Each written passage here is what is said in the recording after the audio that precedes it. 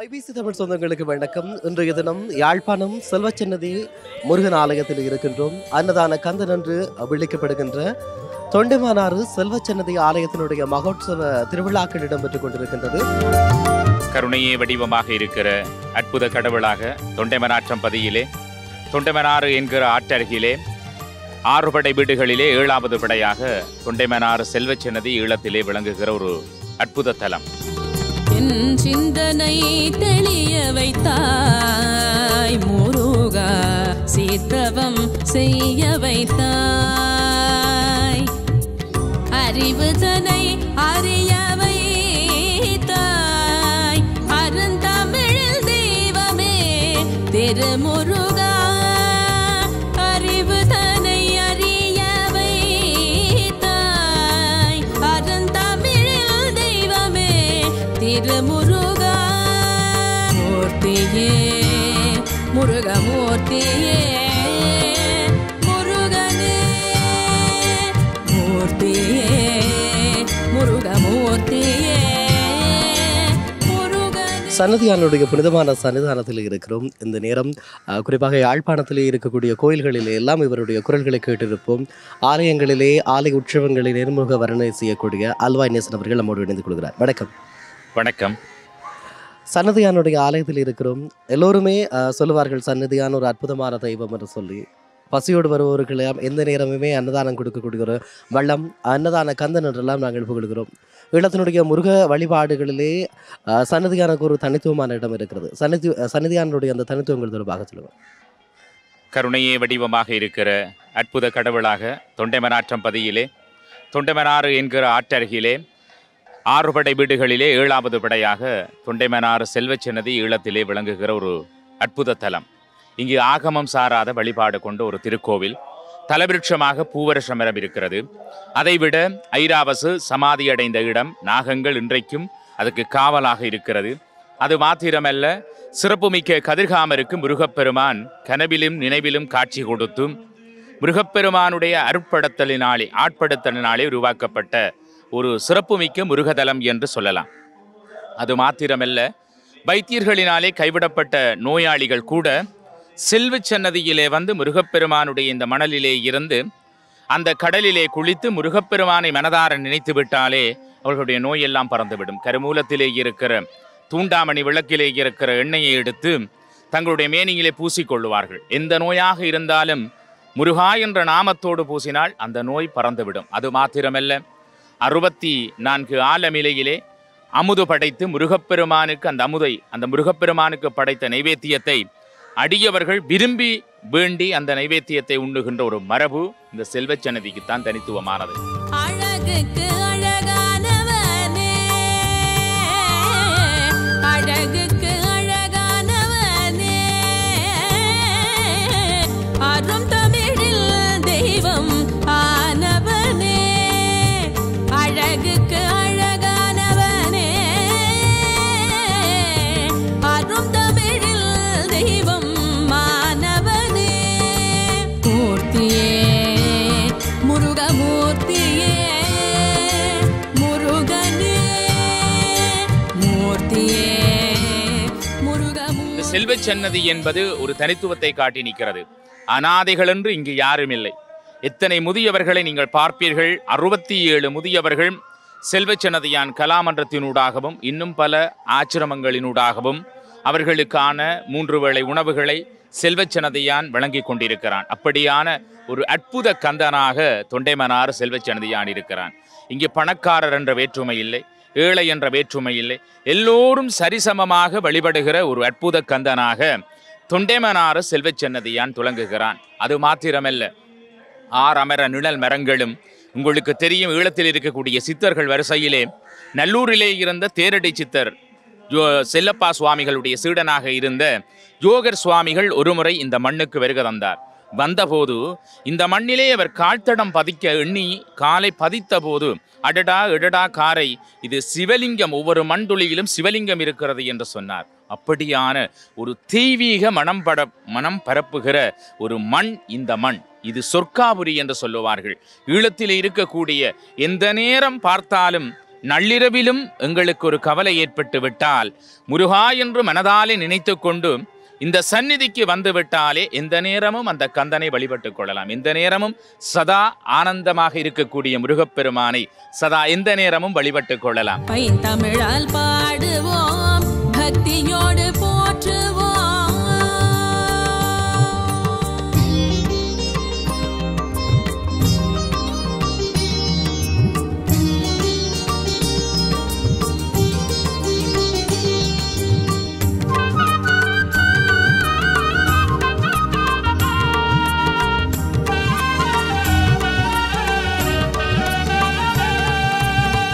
சிந்தனையை தெளிய வைத்தாய் முருகா, சீத்தவம் செய்ய வைத்தாய். இன்றும் ஒரு மரபு இருக்கிறது பாருங்கள்.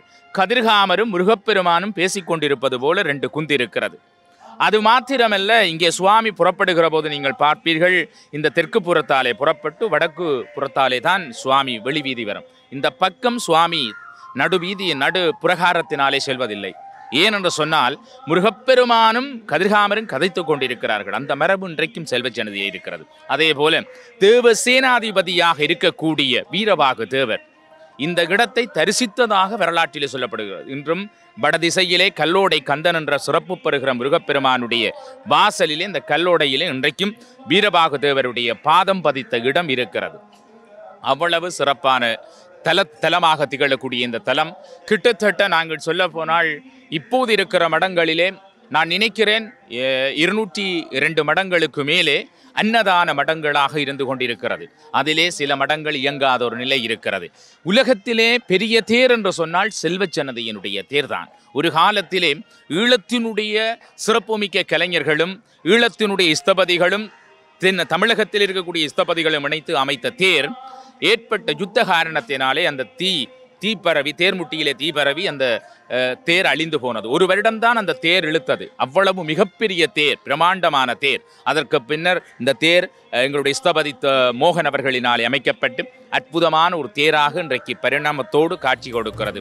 கமகசமா மதமகர தனிதமணி நிசனிதச நிசகச தனிசனி மதனித கமதமகச மகதமனி தசனி கச சனி நிதர சிந்தனை தெளிய வைத்தாய் முருகா, சீர்த்தவம் செய்ய வைத்தாய்.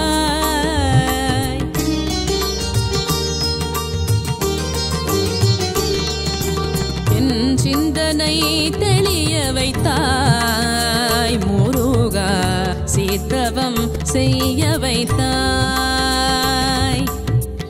அறிவுதனை அறிய வைத்தாய் அருந்தமிழில் தெய்வமே திருமுருகா. அறிவுதனை அறிய வைத்தாய் அருந்தமிழில் தெய்வமே திருமுருகா. செல்வச்சன்னதி என்று சொன்னால் நாங்கள் நினைப்பது போலல்ல. அது மானசீகமான வழிபாடு, வாய்கட்டி மௌன பூசை. இங்கே மந்திரம் இல்லை. ஆகாரம் பெருமான் அந்த ஆசார சீலர்களாக யார் வந்து இறந்து வேண்டினாலும் பூவரச மரத்தடியிலே ஒரு நிமிடமேனும் மௌனமாக இருந்து கந்தா கருணை தெருவாயா என்று கேட்டால் முருகன் ஓடி வருவான். அது மாத்திரமல்ல, அங்கே ஒலித்து கொண்டிருக்கிற ஓங்கார மணி இருக்கிறது அல்லவா, அது லண்டனிலே இருந்து கொண்டு வரப்பட்ட மணி. அது ஒரு தனித்துவமான மணி ஓசை. அந்த காலத்திலெல்லாம் எத்தனையோ கிலோமீட்டருக்கு அப்பாலே தொண்டைமனார் செல்வச்சன்னதியானுடைய மணி ஓசை கேட்கும். அது மாத்திரமல்ல, இன்னொரு வரலாற்று கதை. நீங்கள் கிழக்கிழங்கையிலே இருந்தாலும் வடக்கோடு தொடர்பு இருக்கிறபடியினாலே உங்களுக்கு சில விடயங்களை நான் தெளிவுபடுத்த விரும்புகிறேன். என்னவென்று சொன்னால், இந்த வடக்கிலிருந்து நாங்கள் கதிர்காமத்துக்கு நோக்கி செல்லுகிற பாத யாத்திரை என்பது ஏர்மனி சுவாமி அவர்கள், வெள்ளைக்கார சுவாமி அவர்கள் அந்த காலத்திலே இருந்து வெள்ளிவேல் எடுத்து புறப்பட்ட யாத்திரை என்று சொன்னால் அது செல்வச்சன்னதிக்குத்தான் தனித்துவம். ஈழத்தினுடைய பெருமையை உலகறிய செய்யக்கூடிய ஒரு வரலாற்று தரம். அதாவது கதிர்காமத்துக்கு கால்நடையாக நடந்து 54 நாட்கள் நடைபயணம். வெயில் மழையெல்லாம் தாண்டி போகிறார்கள் என்றால் இங்கிருந்து வேலெடுத்து செல்லப்படுகிறது. அந்த ஒரு மரபுரிமை செல்வச் சன்னதிக்கும் கதிர்காமத்துக்கு நீண்ட தொடர்பு. கதிர்காமத்திலே கொடியேறப் போகிறது என்றால் செல்வச் சன்னதியிலே இருந்துதான் வேல் அனுப்புகிற நிகழ்வு இடம்பெறும். அன்று மாலை பொழுதிலே உளுத்தந்துவையல் முருகப்பெருமானுக்கு உளுத்தம்படையல் வைத்து அந்த இரவிலே இங்கிருந்து கொண்டு போய் அங்கே சன்னதியான ஆச்சிரமத்துக்கு அருகிலே இருக்கிற அந்த அரச மரத்தடியிலே அந்த பூசகர் கையினாலே விடுவார் வேலை. அது வேல் ஆகாயத்தின் மார்க்கமாக போய் இந்த தல யாத்திரை செய்கிற யாத்திரைகளுக்கு கூட உந்தையிலே காட்சி கொடுக்குமாம். அது மாத்திரமல்ல, ஒரு அற்புத தலமாக மிளிரக்கூடிய ஒரு தலம் தான் இந்த தலம். அது மாதிரி அங்கே இருந்து வருகிற போது பயத்தன் துவையலும் இளநீரும் முருகப்பெருமானுக்கு வைத்து வழிபடுகிற ஒரு தார்மீக கடமை. அது மாத்திரமல்ல, நீங்கள் வற்றாப்பளையிலே தான் உப்பு நீரில் விளக்கெறிவதை கண்டிருப்பீர்கள். தொண்டமனாரிலும் ஆனிப்பொங்கலிலே உப்பு நீர் எடுத்து 5 நாட்கள் 7 நாட்கள் அங்கே கருமூலத்திலே உப்பு நீரில் விளக்கெறிகிற ஒரு தத்துவமான ஒரு கோவிலாக இந்த ஆணிப்பொங்கல் விழா 108 பானைகளுக்கு மேலே இதிலே வைத்து அடியவர்கள் பொங்குவார்கள்.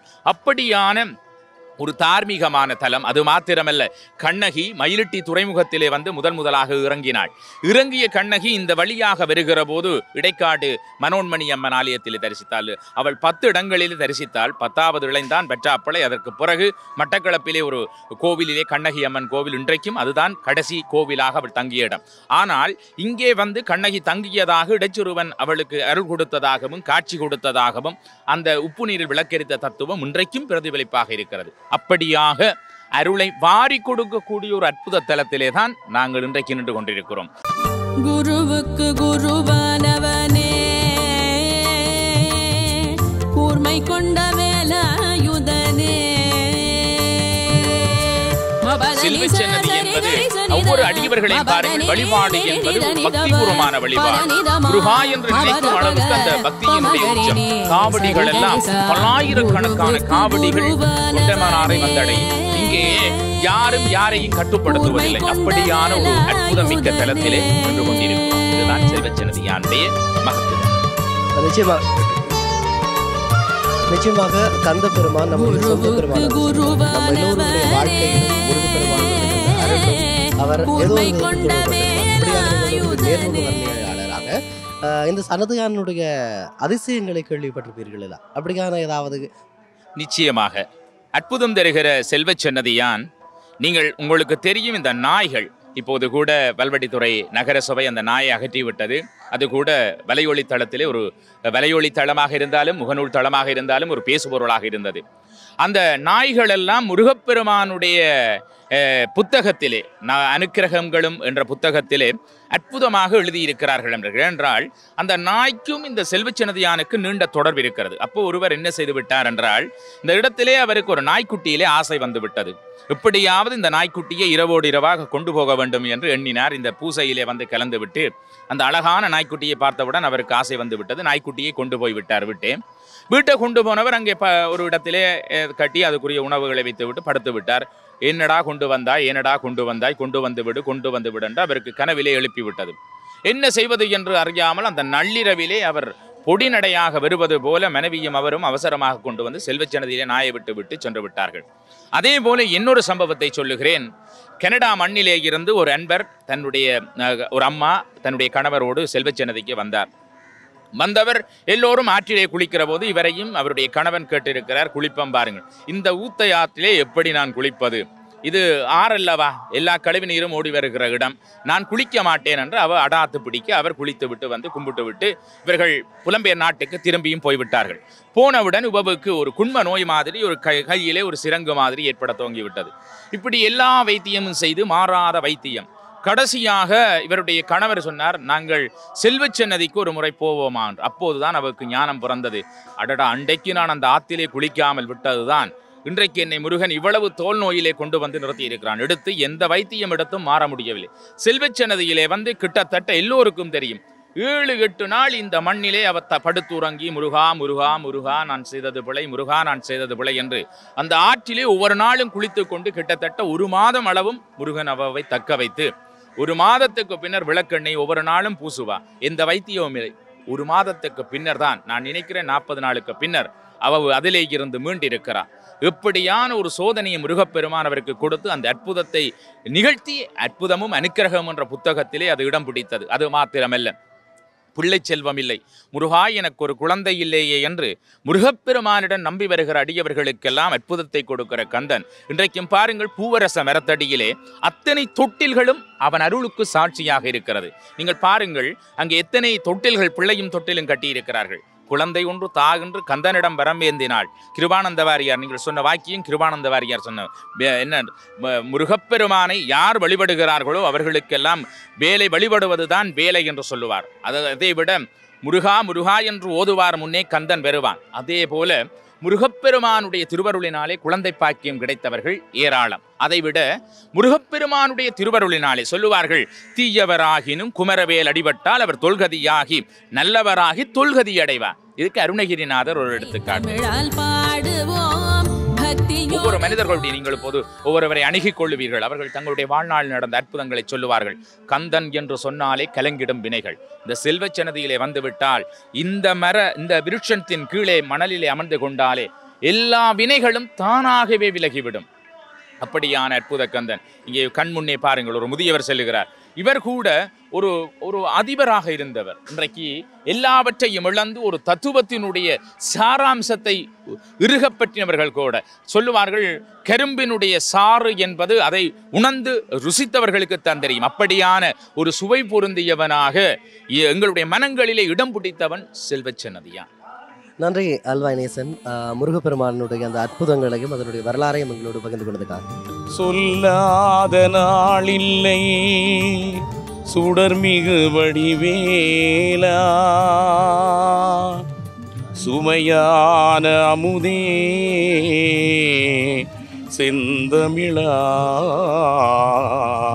செந்தமிழாலே. சொல்லாத நாளில்லை சுடர்மிகு வடிவேலா, உன்னை சொல்லாத நாளில்லை சுடர்மிகு வடிவேலா, சுவையான அமுதே செந்தமிழாலே. உன்னை சொல்லாத நாளில்லை சுடர்மிகு வடிவேலா. சன்னதியானனுடைய அந்த புனிதமான சன்னதியில் இருக்கிறோம். இந்த நேரத்திலே ஈழத்து சவுந்தரராஜன் அவர்களுடைய மகன், ஈழத்து இளைய சவுந்தரராஜன் என்று புகழப்படுகின்ற இந்த முருகன் அடியாரோடு நாங்கள் பேச போகிறோம். வணக்கம். வணக்கம். எல்லோருக்கும் நன்றி. இந்த திருவிழா காலத்திலே இந்த ஆலயத்துக்கு நான் வருகை இந்த நேரத்திலே ஐபிசி நிறுவனத்தினர் வந்து என்னை இன்று நேர்காணல் கொள்கின்றார்கள். அனைவரும் இங்கு வருகை தந்து இந்த ஆலய சூழலிலே வந்து நின்று உங்களுடைய நேர்த்தி கடன்களை தீர்த்து பெற்று செல்லுமாறு பணிவன்புடன் வேண்டிக் கொள்கின்றேன். முருகனுக்காக ஒரு பாடலை கொஞ்சமாக பாடி நிகழ்ச்சியிருக்கின்றேன்.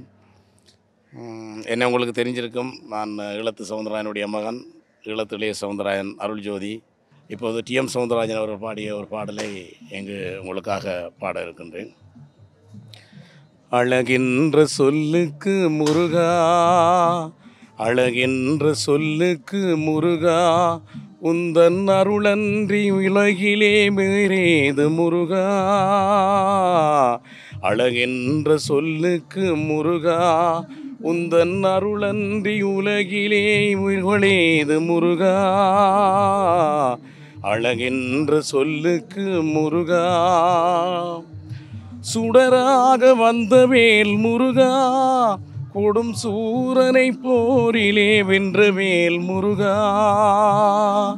சுடராக வந்த வேல் முருகா, கொடும் சூரனை போரிலே வென்ற வேல் முருகா. கனிக்காக மனம் நொந்த முருகா, கனிக்காக மனம் நொந்த முருகா. ஞான பழமுன்னை அல்லாது பழமேது முருகா. அழகின்ற சொல்லுக்கு முருகா, உந்தன் அருளன்றி உலகிலே பொருளேது முருகா. அழகின்ற சொல்லுக்கு முருகா, ஆண்டியாய் நின்ற வேல் முருகா, உந்தன் அருங்குணை இன்றியே வேறு ஏது முருகா. பழம் நீ அப்பனே முருகா, பழம் நீ அப்பனே முருகா. ஞான பழமுன்னை அல்லாது பழமேது முருகா. அழகின்ற சொல்லுக்கு முருகா, உந்தன் அருளன்றி உலகிலே பொருளேது முருகா, அழகென்ற சொல்லுக்கு முருகா, அழகென்ற சொல்லுக்கு முருகா. முருகனுக்கு உண்மையிலேயே தமிழ் என்று சொன்னால் நிறைய பிடிக்குமாம். தமிழில் பாடுறத நிறைய விரும்புவாராம். நீங்களும் பாடியிருக்கிறீங்க. நன்றி. நன்றி. சன்னதியாருடைய அந்த மகோன்னதமான சன்னதியில் இருக்கிறோம். இப்போதும் ஒரு முருகனடியார் தான் முருகனிடமிருந்து அனுபவித்த அந்த அற்புதங்களை பற்றி பேசுகிறார். வணக்கம். வணக்கம். ஆற்றங்கரை வேலை நம்ம நினைத்து கொண்டு எனது பிள்ளை 9 மாதத்தில் தாய் இறக்க ஒரு வயசில் முருகன்கிட்ட 10 ரூபா காசோடு நான் வடமராட்சி கிழக்கு நாகர்கோயிலில் இருந்து 10 ரூபா காசில் சைக்கிளில் வந்தேன். சைக்கிளில் வந்து ஆற்றங்கரையில் என்ற பிள்ளைக்கு குளிக்க பார்த்து கங்கையிலையும் வள்ளியம்மன் கங்கையில் நீராட்டி போட்டு வவாவுக்கு உடுப்புகள் மாற்றி போட்டு இதை நெல்லுங்கோ அப்பா போய் குளிச்சுட்டு வாரேன்னு சொல்லி போட்டு போய் குளிச்சுட்டு நான் வந்து வள்ளியம்மன் கங்கையிலையும் குளித்துட்டு பிள்ளைகள் என்ற போக பிள்ளை சுரண்டி காட்டிக்குது. அப்படி மடமடத்தை 10 ரூபா காசு, இந்த 100 ரூபா காசு பிள்ளைக்கு முன்னாலே இருந்தது. அந்த 100 ரூபா காசை எடுக்க சொல்லி சொன்னேன். திரும்பி பார்த்தோன்னு ஒரு தெரிமில்லை மேற்கு வீதியில். அந்த காசு எடுத்து தான் என்ற பிள்ளைக்கு முருகன்றை அமுதம் வாங்கி ஊட்டி அவள் வரைக்கே நான் முன் வீதியாக வந்து நான் அதில் ஒரு தண்ணி பைப்பு வாங்கி தர சொல்லி அதுவும் வாங்கி கொடுத்தேன். நான் அப்படியான சிலையில் எனக்கு கேட்ட வரங்கள் எல்லாம் என் அப்பன் எனக்கு செய்திருக்கின்றான். நிச்சயமாக முருகப்பெருமான் நம்முடைய சொந்த கடவுள் என்று சொல்லுவார்கள். நாங்கள் உரிமையோடு முருகனிடம் என்ன வேணும்னாலும் கேட்கலாம், தருவார் என்று சொல்லுவாங்க. அப்படியாக உங்களுடைய மனங்களோடு முருகன் எப்படி நிறைஞ்சிருக்கிறார்? என்னோட நான் குறிப்பாக சொல்ல போனால் எந்நேரமும் என்னிடம் முருகா முருகாண்டு தான். நான் ஆற்றங்கரை வேலைன்னு சொல்கிறது தான். இதில் இருந்து நான் கதிர்காமம் காற்பாக போயிருக்கிறேன். இங்கே இருந்தும் சரி அங்கேயும் சரி எனக்கு கேட்டதுகளை இறைவன் இல்லை என்று சொல்ல செய்திருக்கிறேன். முக்கியமாக இந்த மகளில் திருமணம் இது தமிழால் பாடுவோம், பக்தியோடு போற்றுவோம். சன்னதியானுடைய அற்புதமான அந்த ஆலயத்தில் இருக்கக்கூடிய அடியவர்களோடு பேசிக் கொண்டிருக்கிறோம். இப்படியாக வருகிற போது ஒரு அம்மா தனக்கு முருகனிடமிருந்து கிடைக்கப்பெற்ற அந்த அற்புதங்கள் தான் உணர்ந்த விடயங்களை சொல்கிறார். சன்னதி முருகனுக்கு நான் திருவிழா நாட்களில் வருவது உண்மை.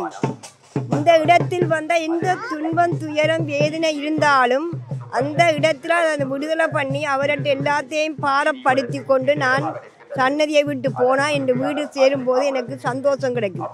அதை விட எத்தனையோ ஏழைகள் எவ்வளவோ வர்ற மக்களுக்கு இந்த இடத்துல சன்னிதானத்தில் அற்புதங்கள் காட்டி கொண்டிருக்கான். நான் சன்னதியில் வேலையும் கண்ட நான் கதிராம யாத்திரையிலும் போகிறேன். நான் சன்னதிக்கு வேல் அனுப்ப வாரேன். நான் அனுப்பி நான் போகிறேன். நான் காட்டுக்கு 2003ஆம் ஆண்டு யாத்திரை போகிறேன். முருகண்ட காட்சி நேரிலேயே கிடைக்கும்.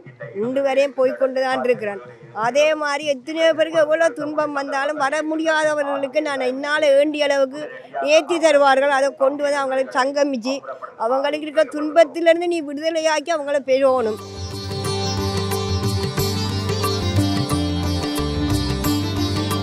பன்னெண்டு வயதுலேருந்து அப்படி சோமில்லாம் இருந்து இதில் காவடி எடுத்து அப்படி என்னுடைய நோயை தீர்த்து பிறகு ஒரு 15 வயதுக்கும் கையிலெல்லாம் சாப்பிட முடியாது, அவ்வளோவில் செய்கிறாங்க. அதில் வந்து தோஞ்சி விரதம் நினச்சிட்டேன். அதோட எல்லாம் சோம் வந்தது. கந்த சஷ்டி விரதம் எல்லாம் இருந்து வீட்டில் இல்லைன்ற கஷ்டமான வேலை முருகன் நேரடியான நெறிப்படுத்தலாம். இன்னொரு பேர் மூலம் காசு தந்து எங்களை சமைக்க பண்ணி இப்படியெல்லாம் வாழ்ந்த எங்களை முருகனை பற்றி சொல்கிறோன்னா நீ இல்லாத அளவுக்கு இருக்கு உண்மையா.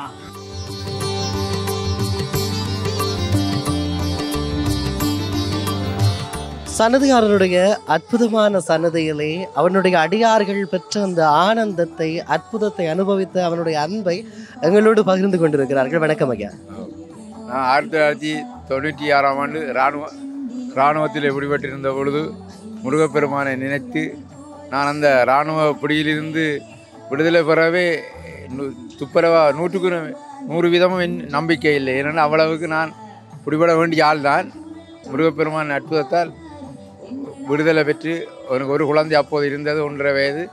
அதில் பிறகு 4 குழந்தைகள் பாக்கியம், 5 பிள்ளைகளுடன் முருகனின் அற்புதத்தால் சிறு வயது தொட்டு காவடி எடுத்து வந்த நாங்கள் தற்போதும் திருக்காவடி தொண்டு தான் செய்து வருகின்றோம். இலங்கை ஊராகவும் பறக்காவடி கட்டுவதில் ஒரு முன்னணி நேற்றும் வந்தது ஒரு முன்னணி காவடியாளனாக திகழ்கின்றோம். அது மட்டுமல்ல காவடி சங்கத்தின் தலைவராக கூட இருக்கின்றோம். அப்போ அந்த வகையில் முருகர்களுக்கு நிறைய அற்புதங்கள் செய்திருக்கிறார்.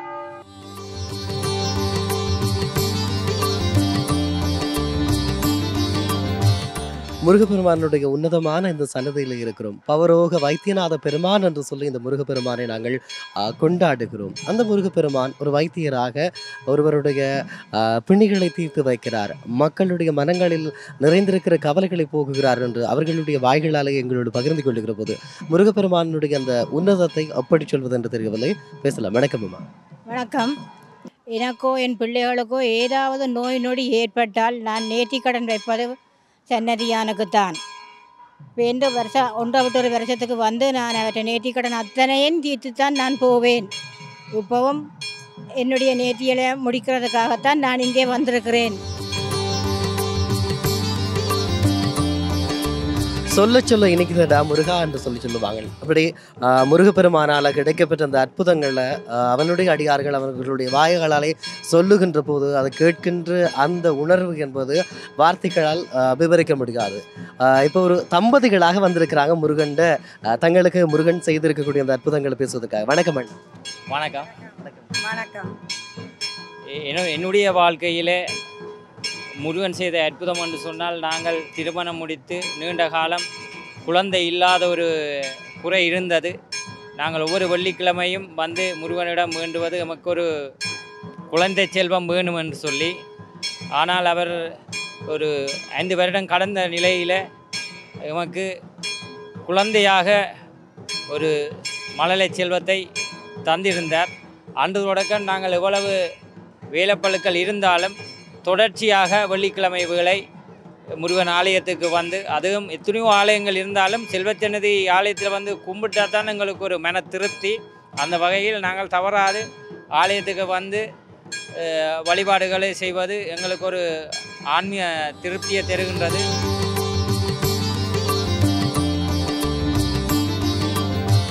ஆச்சிரமண்டது அதில் வந்து 12 வயதில் மோகனையான்ற பார்வையில் ஆச்சிரத்தில் நாங்கள் தென்னந்தோப்பு பக்கத்தில் அவற்றை ஆச்சிரம் இருந்தது மோகனையான்ற வழியில்.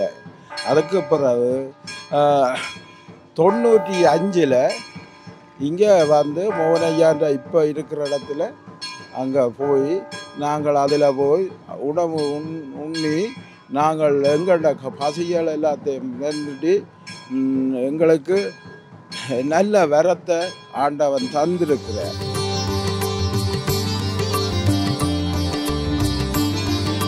முருகப்பெருமானுடைய அடியவர்களே, முருகப்பெருமானுடைய ஆலயத்திற்கு வருகிறது இப்படியாக இருக்கிற நேரத்தில் வல்லிபுர ஆழ்வார் ஆலயத்தில் இருக்கக்கூடிய பெரியாழ்வார் திருமடத்தினுடைய சுவாமிகள் நம்மோடு இணைந்திருக்கிறார். வணக்கம் சாமி. வணக்கம். முருகன் என்று சொன்னால் தமிழருக்கு எல்லாருக்குமே ஒரு பிடிச்சமான தெய்வம். எங்களோட எல்லாரையும் சொந்த கடவுள் என்று சொல்லி நாங்கள் உரிமையோடு போய் டே முருகான்னு சொல்லி கூப்பிடுற ஆட்கள் கூட இருக்கிறோம். எப்படி முருகன் உங்களோட இருக்கிறார்? முருகன் எங்களுக்கு நேர காட்டுவார். எங்களுக்கு இந்த எல்லா ஜனங்களுக்கும் நோய் துன்பத்தை தீர்க்கிற அதுக்காகத்தான் இந்த ஜனம் எல்லாம் இங்கே நாடி வருகிறது. எந்த முருகன்கிட்ட கதிரா முருகன்கிட்ட போனாலும் இங்கே வந்து நோய் துன்பம் எல்லாத்தையும் தீர்க்கு.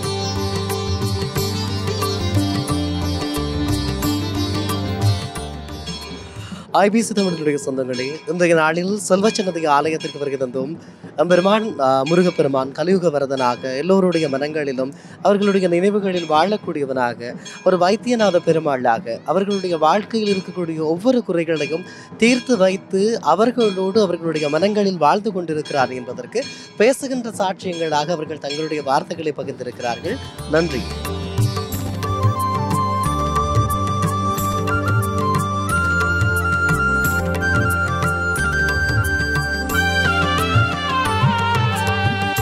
மங்களமருளும் சுந்தரவதனமே நித்தமும் காத்திடும் கந்தனின் கூட்டமே.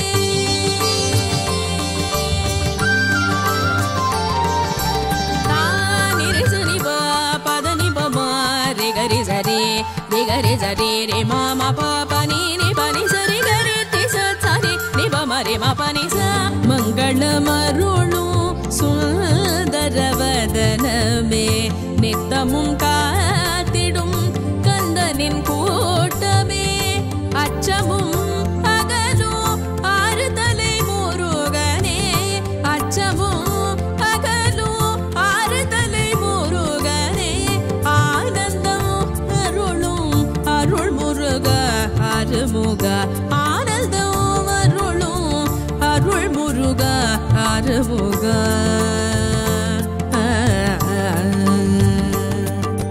மூர்த்தியே முருக